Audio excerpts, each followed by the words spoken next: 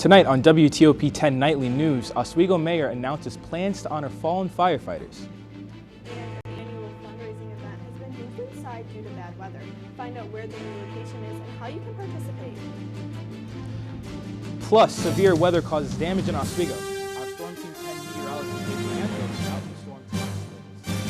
WTOP-10 Nightly News starts now.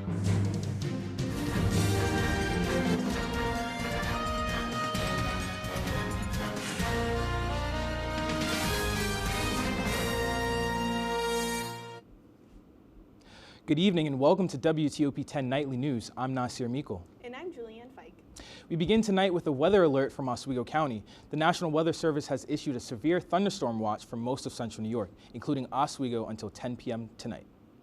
The storm has already caused damage in Oswego County. As you can see in the video, a tree branch has fallen on a house near Telly's Tenders on a West Bridge Street, seemingly causing external damage to the house. Our Storm Team 10 meteorologist David Ranzo is outside MCC. David, can you tell us where the storm is headed and what people can do to stay safe right now? Severe thunderstorm warnings and some severe thunderstorms ravaged central New York today, bringing heavy localized downpours, hail as large as an inch, and there was even a tornado warning southeast of Geneseo and southwest of Syracuse that has since dissipated and moved off into the capital region, Catskill area. But there is still some precipitation being generated over in western New York and the Niagara Peninsula. So we'll keep an eye out for that because that will move into our area later tonight. So that's why we have a severe thunderstorm watch still in effect overnight tonight for the next hour or so. So be prepared for any severe thunderstorms. If you hear any lightning or thunder, be sure to stay inside and stay safe, but do not try to stay outside and hide under your trees. I'll have more on some severe thunderstorms overnight tonight, but first, back to you guys at the desk. Thanks, David. Let's have you follow that advice and come inside. If you're registered for the 10th annual Laps for Lakers tomorrow, the event has been moved inside due to bad weather. The event will now take place in the Deborah F. Stanley Arena from 12 to 6 p.m. Laps with Lakers raises awareness for sexual and interpersonal violence. And if you want to participate, you can register tomorrow after 12 p.m. with QR codes at the arena. In collaboration with University Police and support of SUNY Oswego Opportunities, SUNY Oswego's WNYO will be hosting its second 24-hour charity radiothon. The event will begin Friday, May 9th at 5 p.m. and will end Saturday, 5 p.m. Student hosts will play their own music and hold interviews to raise funding for Oswego County Opportunities. Through different programs, Oswego County Opportunities dedicates their cause to improving the lives of Oswego residents. Oswego City Mayor Robert Corradino has officially designated May 3rd and 4th as Fallen Firefighters Memorial Weekend. Mayor Corradino wants to honor the local firefighters who sacrificed their lives in the line of duty. The Fallen Firefighters Memorial Ceremony will take place at 9 a.m. Friday, May 2nd at the Oswego Fire Department, with a reception to follow at the John D. Murray Firefighters Museum. Production for A Midsummer Night Dream and The Arkansas Bear is heading into the second weekend at the Francis Marion Theater. With both productions being directed by Nolan Berlin III, he has a cast of 28 members ranging from 8 to 50. This will be the first time in 87 years of history that the Oswego Players will produce Shakespeare. For information on times and tickets, visit oswegoplayers.org/production. If you walk through the Chew Atrium, you might see different colorful artworks and might wonder, what are those for? Well, our reporter Kinjal Guru is here to explain all about it. The atrium in the Murano Campus Center has been transformed into a vibrant art gallery as SUNY Oswego's Design Club hosts its third annual art exhibition. The exhibition is held every year as a celebration of students' creativity and passion. This year's exhibit features a wide range of artworks including digital illustrations, photography, oil paintings, pencil sketches, portraits, and many more. This is Design Club's third annual exhibition. We have it so that students of any year and any major can submit their artwork and have it displayed on campus. We would like to thank everyone who came out to our opening reception and to everyone that submitted artwork. We hope you come out and see it sometime this week. Hi, I'm Ava. These two are my pieces that I submitted. This first one right here is my first ever college project. And this one right here I made last year during spring break. I was feeling very stressed, sad, all these negative emotions that I wanted to showcase in a piece of art. Visitors can explore the artwork and also vote for their favorite one. The exhibition runs through May 1st in the Chu Atrium. This is Kinjal Gurung reporting for WTOP-10 Nightly News. Art that inspires. Vote your favorite. The Roman Catholic Diocese of Syracuse will face financial hardship in the coming year as it pays its share of $100 million fund for sex abuse survivors. Stephen Breen is the diocese's chief financial officer and testified in bankruptcy court that the church could be forced to sell property and find a way to cut costs. The diocese originally filed for bankruptcy in June 2020 as it faced an increasing number of sexual abuse lawsuits. Plans to turn the Lafayette Hills Country Club in Syracuse into a resort community have been unveiled by a California developer. The housing subdivision would feature nearly 300 homes, a 9-hole golf course, a man-made lake, and public walking and biking trails. This would be the largest housing subdivision introduced to Syracuse in decades, with homes ranging from $350,000 to more than $1 million. Nearly a month after missing the April 1st deadline, lawmakers are expected to begin voting on the $254 billion New York State budget. The budget was announced late last night by Governor Kathy Hochul after New York legislative leaders reached an agreement. Highlights in the plan include a $1 billion tax cut for middle-class and low-income families and expanded access to childcare. Coming up later tonight, President Donald Trump has hit his 100-day mark in office. What will that look like? And a city in Sweden is on the hunt for a man that killed 3 people. If you like action, romance, if you're watching this, and highbrow humor, surface is this. Floor. Minch did not legitimately put his head in the toilet. there's only one place to turn. Tune in to new episodes of Oh boy! only on WTOP. Look at the number of disasters in the U.S. Chances are every area will deal with some kind of emergency in the next decade. And between school, sports, and social lives, chances are you won't be with your kids when it happens. Will they know what to do? Ready.gov/kids has the educational tools and information to make the conversation easy.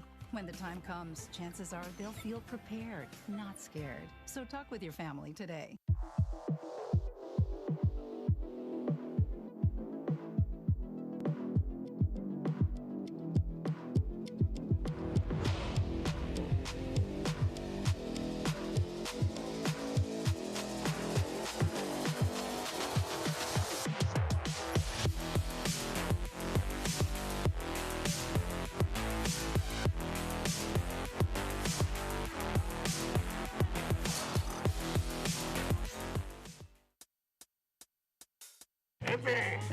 I had to eat a raw egg on Chris's dormitory floor.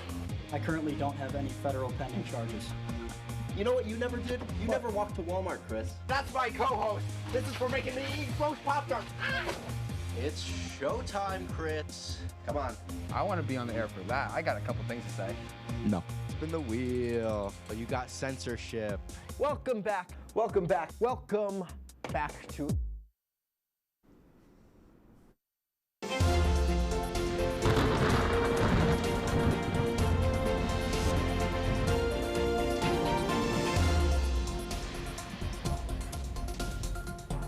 Welcome back to WTOP-10 Nightly News. I'm Chief Meteorologist David Rienzo. Today in Oswego was probably the hottest temperatures we've seen for quite a while, with a high of 84 degrees and a low of 62. Now this beats out the record that was set in 1990 when they reached a high of 81 degrees. So we squeaked out 3 degrees higher, and we were just shy of the maximum low temperature at 66 degrees set the same day actually. So these high temperatures did set the stage for these severe thunderstorm warnings that ran through the central New York area. There was even a tornado warning that generated shy of Geneseo, just south to the east of Geneseo.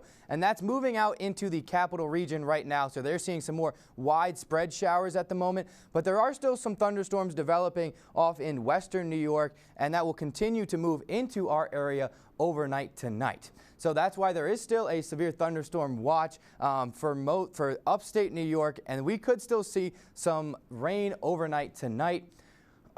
So the main threat for this is going to be the winds that are generating with this, getting as high as 20 miles per hour overnight tonight, mostly overnight, and then as we get into tomorrow, that will die down.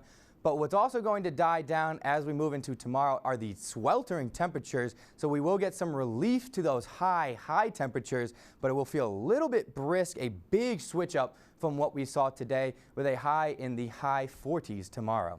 Another heads up is the pollen count. I know a lot of people were battling the high tree pollen today.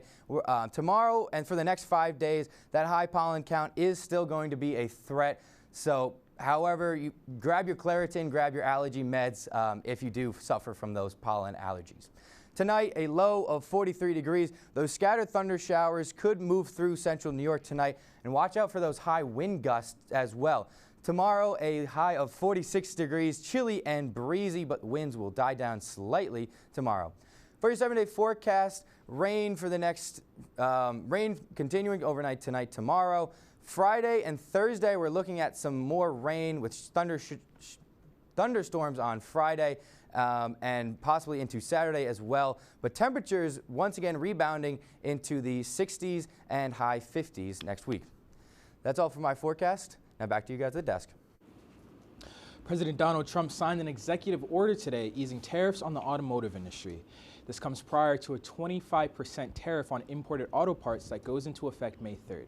The goal of the new order is to protect U.S. automakers from parts of the tariffs related to the industry. When in effect, the order will allow U.S. automakers to collect reimbursements from the imported parts. While vehicles made in the U.S., Canada, and Mexico will not face tariffs, imported cars still will. Harvard University is renaming its Diversity, Equity, and Inclusion Office to Community and Campus Life in wake of President Trump's efforts to eliminate DEI practice. They're designed to advance racial, gender, class, and other representation in public spaces, but Trump deemed them illegal and immoral. The rebrand came hours after Harvard faced the Trump administration in court for the first time in efforts to restore more than $2 billion blocked in federal funding. Speaking of President Donald Trump, today marks his 100th day in office. And consumer confidence has hit an all-time low. Karen Kaifa takes a look at where President Trump stands on his economic campaign promises. The White House touting President Donald Trump's economic agenda on day 100 of his second term. President Trump is delivering on his promises to lower costs for American families and businesses. But research nonprofit The Conference Board's April reading of consumer confidence hit its lowest level in almost 5 years, with tariffs top of mind for consumers surveyed. Basically, anyone who's making a big purchase, whether it's an air conditioner, a refrigerator, a washer, a dryer, is thinking much harder about tariffs than they wish they ever had to, and they're not quite sure what to do or when. The White House touted progress in things like job creation and labor force participation for those without a high school diploma since Trump took office, and slowing inflation. But Cardiff Garcia, editorial director for the Economic Innovation Group, says those indicators can lag. Things look fine, but it doesn't mean that things actually are fine. It just takes some time for actual things that happen in the real economy to translate into those economic indicators. Justin Wolfers, professor of economics and public policy at the University of Michigan, says the tariff uncertainty for both businesses and consumers could slow spending and the U.S. economy. Lots of families are sitting around the kitchen table right now worried about the prospect of a recession. If that's the case, now's the time to save for a rainy day. Maybe pull back on that big purchase you were going to make. If that happens, consumers pull back on spending, that could be the first step towards a recession. A reading of first quarter U.S. economic growth set to release Wednesday morning could foreshadow challenges ahead. In Washington, I'm Karen Kaifa. We did hear earlier that the Trump administration did ease tariffs on automotive industries, but as we found out earlier, they were planning on easing those earlier. The change means that the automakers paying 25% auto tariffs won't have to pay tariffs on aluminum and steel.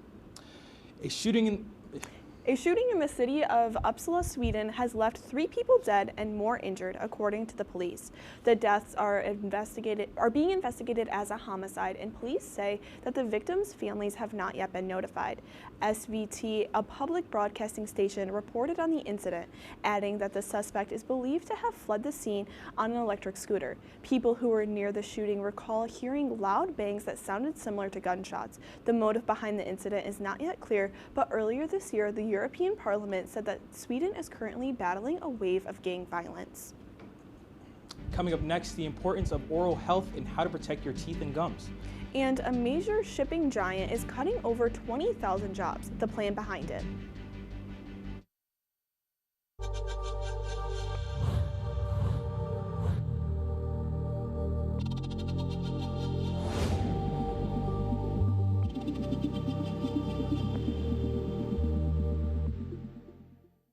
Say, President Stanley, whenever there's bad weather, who would you turn to? I'd turn to Storm Team.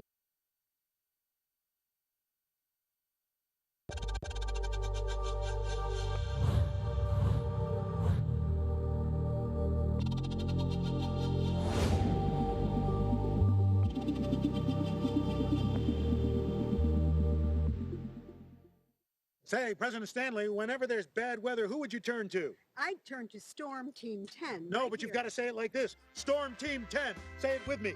Storm Team 10.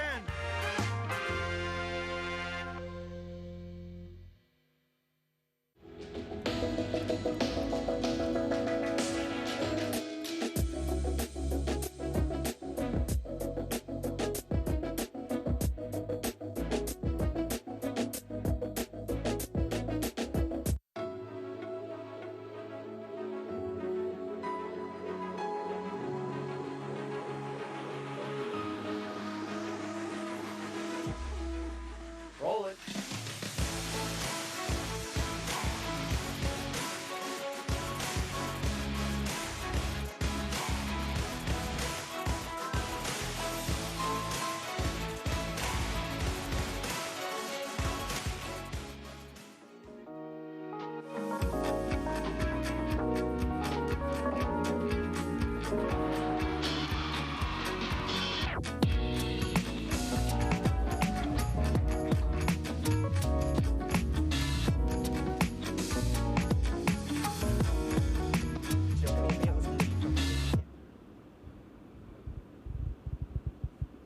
Welcome back to WTOP-10 Nightly News.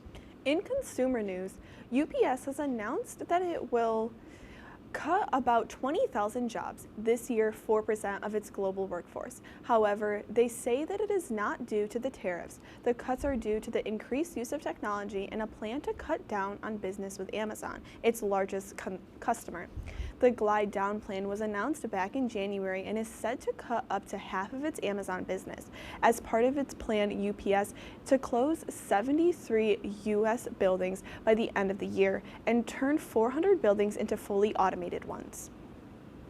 Florida is set to become the second state in the U.S. to ban fluoride from drinking water. This comes after recommendations from both the U.S. Centers for Disease Control and Prevention and the World Health Organization. The Florida Farm Bill also bans certain additives from drinking water, which now includes fluoride. In March, Utah became the first state to ban fluoride from its drinking water. Fluoride is a naturally occurring mineral found in soil, rocks, and water. State lawmakers passed the bill Tuesday and are now waiting on Governor Ron DeSantis to approve.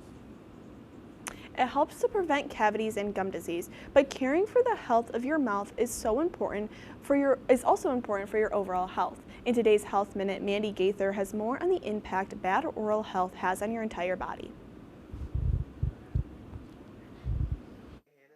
It allows you to eat and to speak, but your mouth needs care, and and that starts with your teeth. We always say only take care of the ones that you want to keep. Periodontist Dr. Sasha Ross with Cleveland Clinic says oral disease may not cause any pain, so many times it's not treated until reaching a more serious stage. Some of the most common diseases and conditions that affect oral health are cavities, which is tooth decay, gum diseases, oral cancers, and tooth loss. It can also impact overall health. There's many studies that link your oral health to conditions like cardiovascular disease, stroke, diabetes, Alzheimer's disease, in women, preterm low birth weight babies. In the U.S., 57% of children and youth aged 12 through 19 have had cavities in their permanent teeth. As for adults, 90% have had a cavity. Experts say the best way to prevent decay and protect the health of your mouth is by brushing teeth at least twice daily,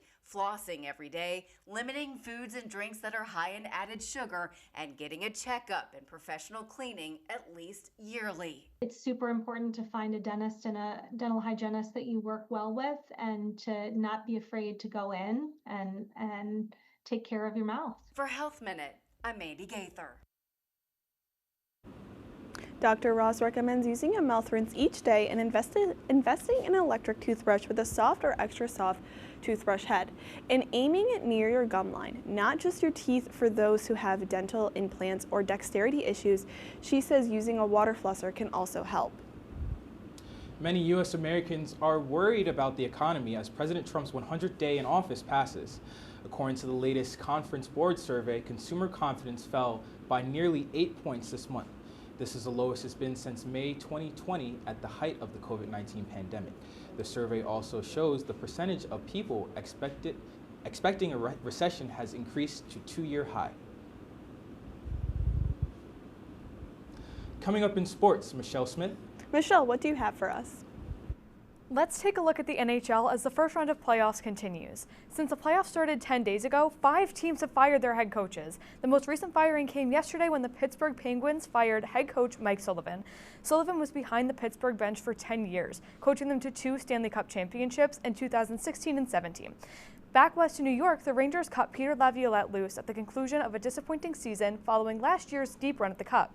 As Rangers fans grow more and more displeased with the team's front office, they are hopeful that GM Chris Drury may sign Mike Sullivan to a coaching contract this offseason. Other teams currently coachless are the Seattle Kraken, Anaheim Ducks, and Philadelphia Flyers. Batter up, we have baseball action and more with sports anchor Jaden Jiggets coming up after the break.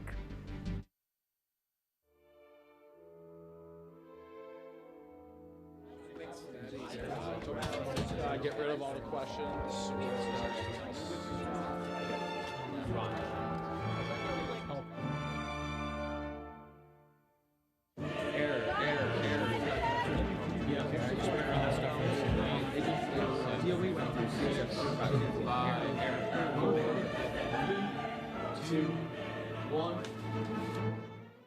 If only we had someone who could tell us what we should and shouldn't watch.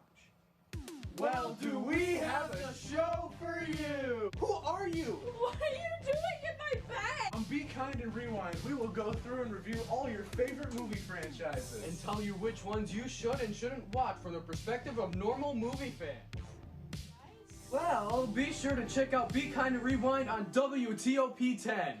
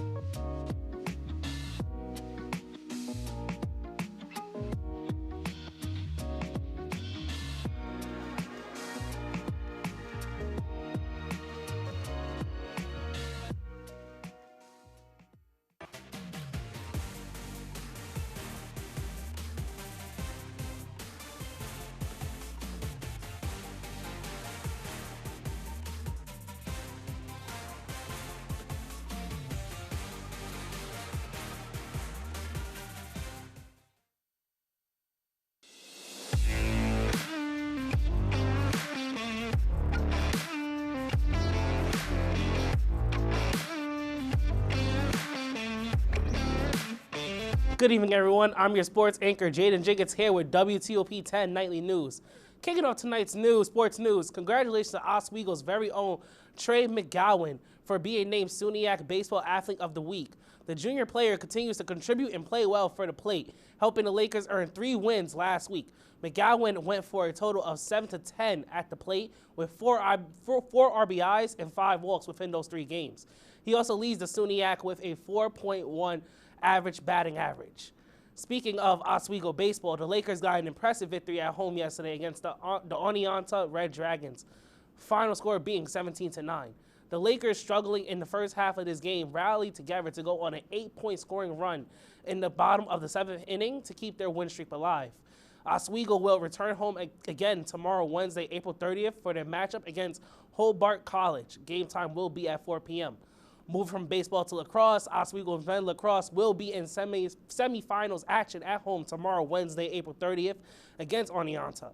The Lakers ended the regular season with an impressive 10-4 season record and ranked second in the conference. They had also had an 11-10 victory over the Red Dragons when they last met in Laker Turf Stadium weeks ago.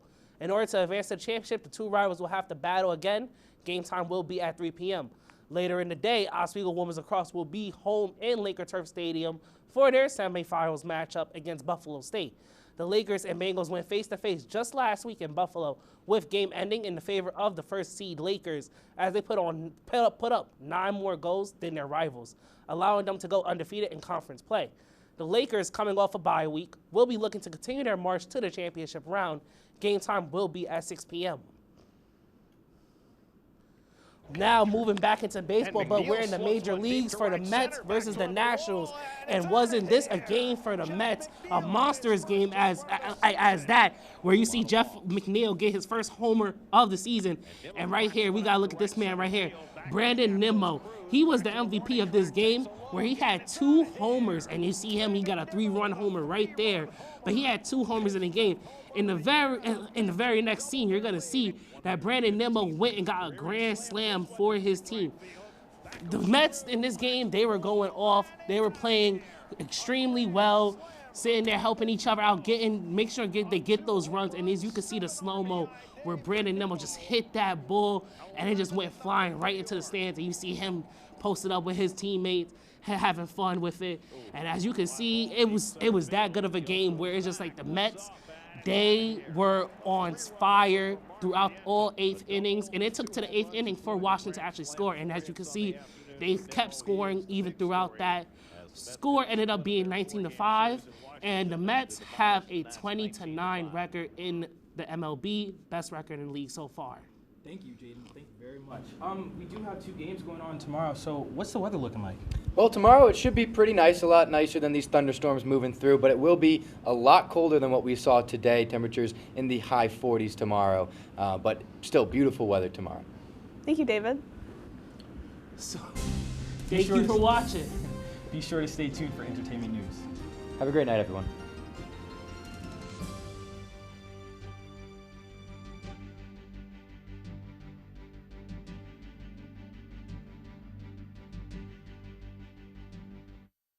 When you look at the number of disasters in the U.S., chances are every area will deal with some kind of emergency in the next decade. And between school, sports, and social lives, chances are you won't be with your kids when it happens. Will they know what to do? Ready.gov/kids has the educational tools and information to make the conversation easy. When the time comes, chances are they'll feel prepared, not scared. So talk with your family today.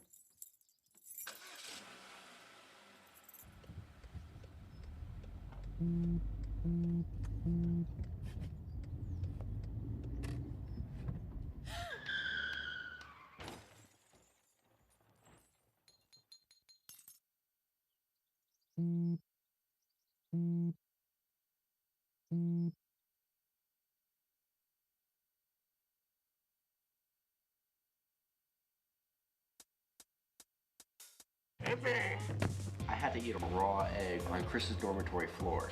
I currently don't have any federal pending charges. You know what you never did? You never walked to Walmart, Chris. That's my co-host. This is for making me eat roast Pop-Tarts. It's showtime, Chris. Come on. I want to be on the air for that. I got a couple things to say. No. Spin the wheel. Oh, you got censorship. Welcome back.